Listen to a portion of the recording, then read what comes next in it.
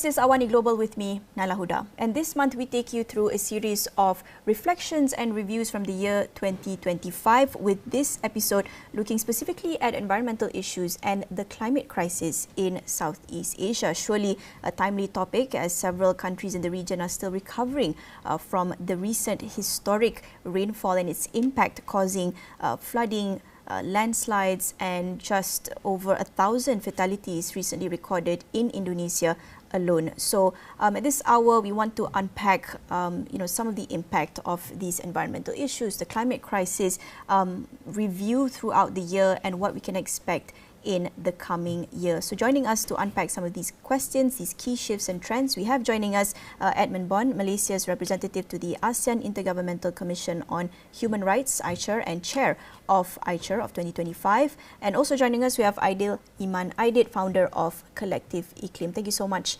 Edmund and Aidil, for joining us on Awani Global.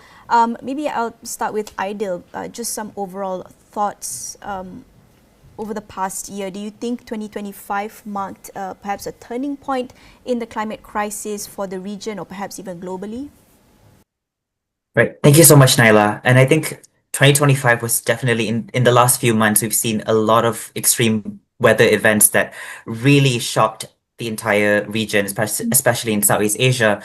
You rightly pointed out the floods that were happening in Sumatra, in Indonesia, where decades of land conversion, unsustainable land use, and destabilization of ecosystems were being connected to the impacts of climate change, causing the loss of lives, but also reflecting how a country was managing its land use, and as well as huge increased activities of logging.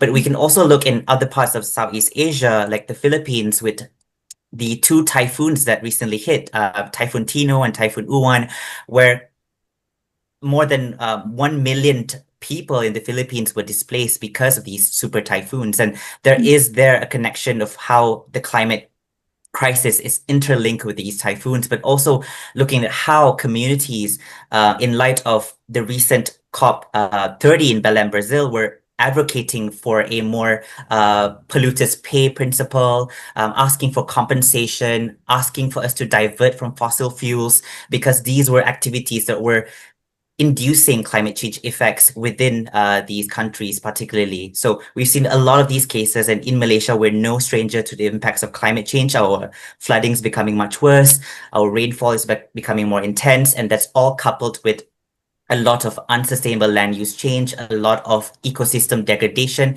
And I think there is a really pivotal moment where we need to connect the two, between biodiversity loss and climate change. Edmund, of course, we want to talk about the Environmental Rights Declaration from ASEAN, a landmark declaration in the last summit. But before that, perhaps you have some observations, some of the key trends. Do you see 2025 as sort of a turning point in how governments and how the world is trying to cope with these challenges? The main argument really at the moment is to ensure that we infuse a human rights-based approach to protect vulnerable groups, populations, indigenous people, and even human rights defenders, looking at it from a really human rights-based perspective. Environmental sustainability and governance has always been looked at from purely an environmental science approach, perspective. And I think here, with human rights now playing a very important role at the UN and in different regional organizations, the ASEAN Declaration embeds and deepens ASEAN's commitment to look at it more from a rights-based approach. Aidil, this is one of many pledges, commitments made by governments across the region on the climate crisis. But, coming to the end of 2025 now, where do you think we stand on delivering some of these promises, Aidil? I think not enough. I think if we look into the recent COP30 in Belém, Brazil, countries generally did not agree on really important roadmaps to transition away from fossil fuels and halting deforestation. I think that was lacking in core text within the COP30 process. In fact, the outcome was to Brazil to lead different international discussions outside of these formal COP processes. But I would say that at least one good outcome that came out of COP would be the decision to set up a just transition mechanism to really foster and advocate for international cooperation. But these are small wins, and there leaves a lot of gaps within the COP30 outcomes where we have not addressed directly on transitioning away from fossil fuels and halting deforestation. On that note, Edmund, tell us a little bit more about the ASEAN Environmental Rights Declaration. I believe the last time we spoke, you told us a little bit about the efforts in trying to get the buy-in, the support for this. It's a long time making. Yeah, it was very difficult, taken us 2-3 years.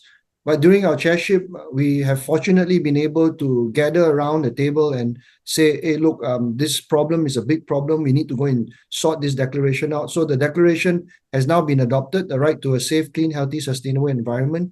We adopted it at the 47th ASEAN Summit. Alongside, importantly, a second declaration, the Declaration on Promoting the Right to Development and Right to Peace towards Realizing Inclusive and Sustainable Development. So these were two flagship declarations that Malaysia has championed at the AICHR. We have now deepened the ASEAN commitment on the rights, especially on the right to safe, clean, healthy, sustainable environment and development as a first step. So it's not the end, but it's the first step towards addressing the triple planetary crisis of climate change, biodiversity loss, and toxic pollution, alongside inclusive and sustainable development.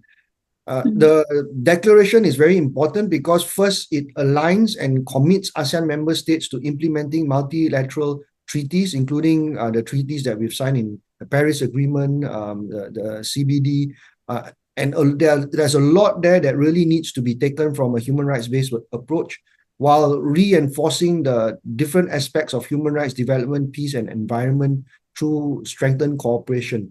So these are very key milestones because we have now also recognized in the ASEAN member states the importance and the vulnerabilities that are intersecting of different groups, especially groups from the indigenous populations, local communities, people who live in rural areas, women and children, persons with disabilities, and a plan of action now is being drafted to try and implement and operationalize it. It's not going to be easy because the difficulties, as Aidil has mentioned, are very evident. We need to really take a whole of ASEAN approach, get all governments on board, get our leaders agreeing to how we can promote and protect those in vulnerable and marginalized situations. The world is not in a very good place now, and I think we need to really accelerate it and try and make the declarations that we have signed up to something a bit more binding, something a bit more having teeth as an enforcement mechanism. So the regional action plan allows for a bit more of this reporting and updating, as well as trying to share good practices of countries in meeting these challenges. You mentioned this as an important first step towards something more with more teeth, more legally binding, with a bit of enforcement mechanism. How do you think this would look like in the future, realistically? Realistically, because ASEAN is an association, it's like a club of member states. It is not like the EU. It's not supranational national where we have laws that are implemented strictly by way of a framework that is adopted in the EU Parliament. Association like ASEAN, we have a system what I would call, and some academics call, adaptive protection, meaning we have regular meetings. At the regular meetings, we have self-assessments, as well as we have monitoring and evaluation tools that promote the reporting and get countries to share what they have done to implement the declaration.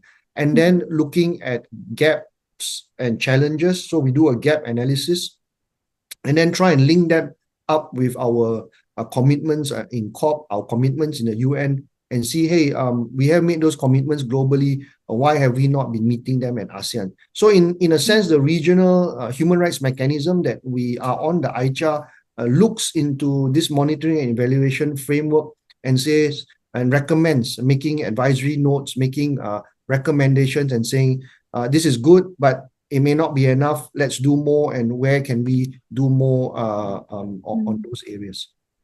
And one last point, would this in any way build on past precedent cases, such as perhaps the ASEAN agreement on transboundary haze pollution? That was one of the sort of agreements, one of the treaties that was signed in 2002 in response to the environmental crisis, a haze issue. Would this in any way build upon that? There were, sort of a few criticisms towards that treaty not being, legally binding, not having enough teeth, as you said.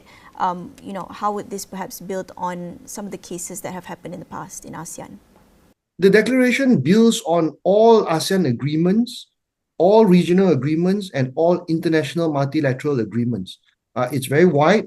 So it includes a haze agreement. It includes declarations on migrant workers who are affected by the climate, even children on migration. So ASEAN has a lot of these declarations, and it builds on it by saying, look, if there is an approach or if there's a human rights lens that affects, whether directly or indirectly, these populations by way of an environmental or climate change challenge or barrier, then this declaration kicks in. And this declaration is very important because for the first time now in ASEAN, we have recognized the responsibility and accountability of non-state actors. So it's not just governments. The burden is not only shouldered on governments, but it is to be shouldered also by companies, by corporations.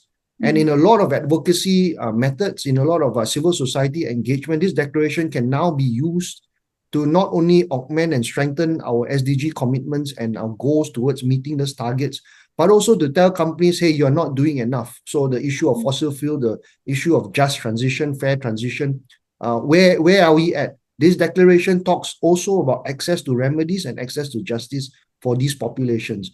AICHR, this year in 2025, we have created a formal mechanism for a receipt of communications. So we are very happy to hear about cases, especially transboundary cases by non-state actors or by governments, hear about the cases, and we will then decide among ourselves, as well as discussing with our national human rights institutions, how we can make recommendations to address some of these cases.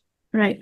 Aidil, earlier you were talking a little bit about how, we're not doing enough, we're not acting fast enough. But I guess in trying to be a little bit more optimistic, do you think there were perhaps any countries, any cities, any bodies in Southeast Asia that maybe stood out this year for getting climate policy, environmental policy right? And what can we learn from that? Yeah, and I think the most really sort of momentous moment of this year was definitely the launch of the Tropical Forest Forever facility, the TFFF. So this was launched, this was spearheaded by the Brazilian government, but was also shouldered by other tropical countries such as Malaysia in anchoring this sort of financing instrument or financing platform for tropical countries to be incentivized for each hectare of forest that they protect. So this is a really new, unique way of looking of how we can finance forest protection amongst these countries. And Malaysia really played a critical role in shaping this outcome, right? So Malaysia was a part of a lot of the technical processes, and now we've seen other countries like Indonesia being on board of the TFFF. And I think this is really important because it envisions a direct access of mechanisms for not just countries, but also indigenous peoples and local communities where their participation in forest governance can be really crucial. And what role Malaysia plays here in this financing instrument to protect forests amongst tropical countries is that I think we do have a role in a lot of the support system, particularly on how we can design a more transparent process, a more fair process, and a more inclusive process where indigenous and local communities can access that kind of funding from this global financing instrument. I think that was a really pivotal moment that I would like to highlight from 2025, where a lot of tropical countries, not just within Southeast Asia, but around the world, were joining hands in hand in launching this financing instrument. So I think other civil society organizations like WWF and also Greenpeace have also come on board to support a more transparent process, an equitable process of the TFFF. So this is a really great initiative that I think we need to focus on within the next few years of how countries can get money to finance their forest protection, because a lot of tropical countries are still economies that are dependent on extractive activities, on activities that require logging, mining, and land use change that also destabilizes our capacity to adapt to climate change. So this is one of the sort of victorious moments of 2025 where civil society organizations, activists, advocates, and even governments, particularly in the tropical regions, are really happy to hear about. And I hope that Malaysia, countries like Malaysia, Indonesia, Singapore, and the rest of the Southeast Asian countries can play a really important role in shaping its outcome, making sure that we get the money to protect our forests and biodiversity, that it supports local communities and indigenous peoples, but also that we make sure that the TFFF process is equitable, fair, and transparent.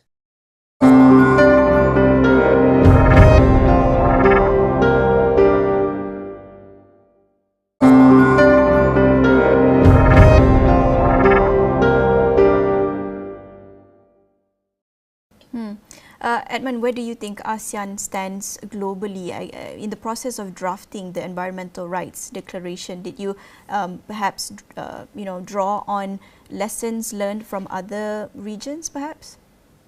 Yeah, so we have a lot of these earthquakes and typhoons. It's very unfortunate. So it's really sad that this is happening, and the weather is getting more unpredictable. I think we are all feeling it. But this year in 2025, when we set out as ASEAN chair and AICHR chair what we wanted to do, we have completed what we have suggested as proposed as our target. So we ended on a high note. We are actually here now in a room discussing how we can look into a regional action plan. I have really full confidence that continuing this under the leadership of Philippines, we can continue to have a more robust agenda to develop and ensure that these international standards and our common positions are taken on board. Unfortunately, ASEAN needs to negotiate stronger as a bloc of 11 in COP. If you do not come within blocks, it's very difficult for ASEAN to have the voices and the concerns of our peoples at the international fora. And I think that challenge really needs to be met in 2026. We have learned a lot because we have heard really from the voices of people from the ground when we were doing consultations for the declaration. And we did not know, or I did not know the extent of the seriousness of the issue that they were facing. Now we are starting to see climate refugees. We are starting to see barriers and forcing migrant workers to move because of climate change. So there is some pessimism, but there's also some optimism that it only means we have to double our efforts. We need to accelerate our work and ensure our commitments are not just on paper, but translated into practice. On that note, you mentioned about handing over the chair to the Philippines next year.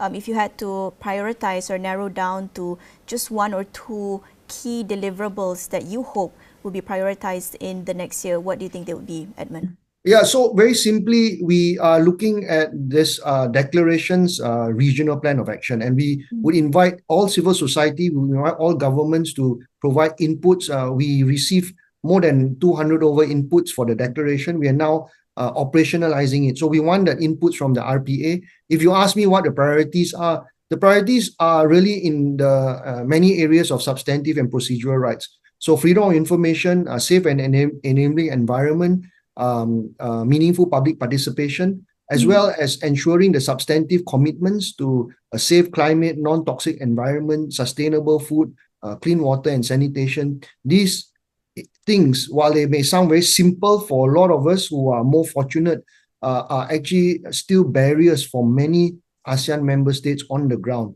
And that really has been impacting the rights of these many groups who are still left behind. Aidil, you described the year 2025 as this critical juncture. So if this past year served as a warning, what do you think should be prioritized? What must change urgently in 2026 for you, Aidil? Yeah, I think in 2026, I think it's important for the region to look into the package between biodiversity and also climate. 53% of the Asia Pacific economy is dependent on nature, but however, we've seen a 60% decline in wildlife populations in the Asia Pacific from the 1970s up until 2020.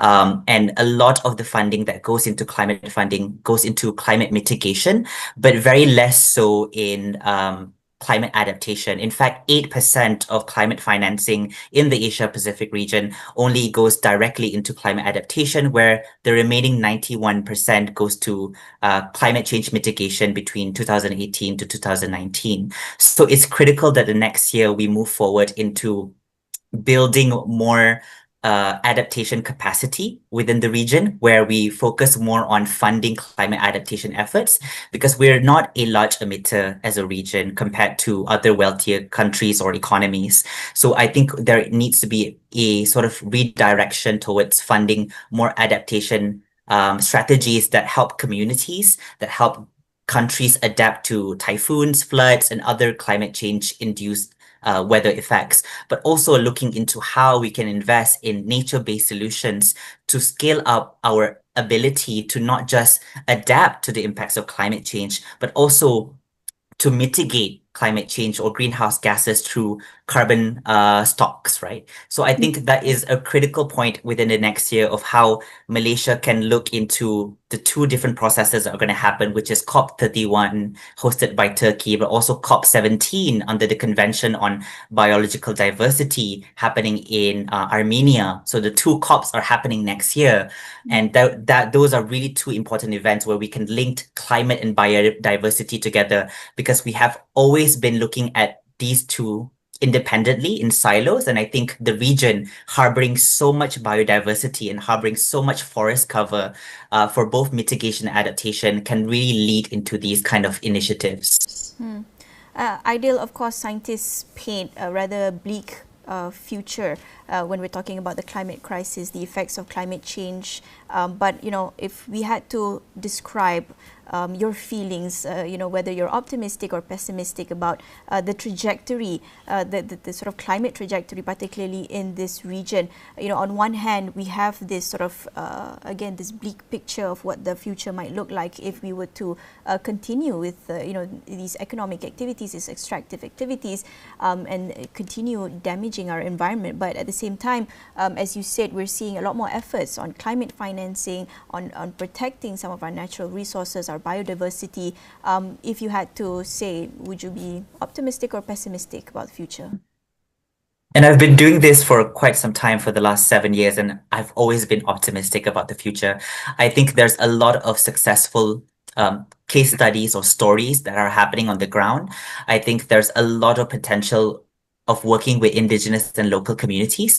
I think we need to start treating a lot of these communities, particularly indigenous and local communities, IPLCs, and young people, as right holders. We can no longer see them as just stakeholders or people who are investing their time with doing advocacy and nature protection. We need to see them as right holders. I think this is a really my optimistic view of looking into how we can secure a lot of wins, even at the global level, when we empower communities, particularly indigenous peoples and young people, children, and other marginalized groups. Then we can secure a lot of victories in the first place. Only 1% of climate-related philanthropy or funding goes to indigenous peoples, and this is the same for a lot of youth groups as well. But I've always been optimistic to the kind of work they've done, despite these kind of limitations, being involved in these kind of initiatives myself and having these problems as well. So I'm always optimistic to see of how we can move from the bottom up to securing global agenda wins, especially towards the Paris Agreement, but also looking into the global biodiversity frameworks of how communities can be empowered to secure a more cohesive objective of between climate and nature. I think a lot of my optimism comes from that on the ground. Edmund, some final thoughts from you. What do you think? Are we on the right track? Is ASEAN and Southeast Asia, beyond the ASEAN framework, on the right track in terms of the climate trajectory? Even if you look at the SDG goals and targets, we have passed the midway point and we are still quite far behind. So while we have a lot of these barriers and challenges, I'm still very optimistic that if we can redouble our efforts, especially the message has to be to businesses and companies. It cannot be business as usual. And that's why the whole business and human rights agenda has exploded, because we know that businesses actually control so much of the supply chain, so much of the production, and so much of the things that impact the climate. So businesses have to stop greenwashing, whitewashing, and the commitments that they write in the sustainability reports really need to be translated to real action and real protection for people and the planet. Secondly, I think we need to be more assertive. Malaysia, in our negotiations, in our COP discussions, in all our international fora, has to be more assertive. We have, I think, taken sometimes a route that, for want of a better word, I think less assertive in ASEAN, because I think that's the way that a lot of us in ASEAN member states are. We are very simple, although we raise our voices, but sometimes what I see in negotiations and even among us in ASEAN is that it gets drowned out by countries in the global north. And we need to be more assertive as a bloc. We need to demand and show that with this declaration as an added weapon in our armory, we can show that ASEAN member states have agreed and committed to protecting vulnerable groups. And if we need more funding, we need more international cooperation, then that has to be asserted at international fora. We are not only talking about mitigation and adaptation. We are now talking about loss and damage. The fact is that the climate, there are things that are irreversible, that mitigation and adaptation can no longer help. And where are we going to get support and resources to support the loss and damage of populations that have been greatly impacted? So I think the message really from us at the Commission is that we are ready to join forces, work together. And while we are going to hold governments and hold businesses to account in whichever form, in terms of accountability, we will also want to cooperate with governments in a way to promote the declaration and ensure that really the human rights of the people, as well as of the safe, clean, healthy, sustainable environment, is realized for the region. And on that note, that wraps up our discussion today. Thank you so much, Edmund and Aidil, for sharing your thoughts on some of the most urgent environmental issues faced by the region today and tomorrow. That is all on Awani Global at this hour with me, Nailah Huda. We'll catch you next time. Thank you.